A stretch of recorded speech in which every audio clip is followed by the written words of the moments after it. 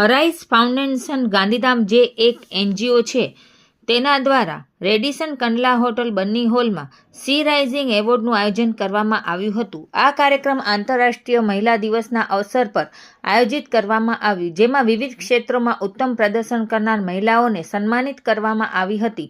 આ એવોર્ડ સંપૂર્ણપણે નિઃશુલ્ક હતા અને કોઈપણ પ્રકારની નોંધણી ફી લેવામાં આવી ન હતી. કુલ 27 કેટેગરીઝમાં એવોર્ડ આપવામાં આવ્યા હતા અને 300+ પ્રવેશો પ્રાપ્ત થયા હતા.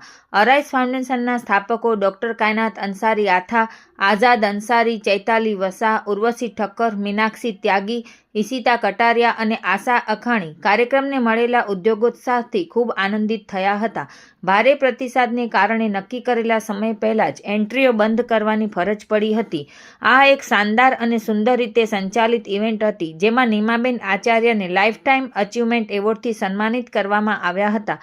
એમના વિવિધ ક્ષેત્રોમાંના અમૂલ્ય યોગદાન માટે તદુપરાંત અંજુ કોઠારીને અપ્રિતમ સિદ્ધિ એવોર્ડથી નવાજવામાં આવ્યા હતા.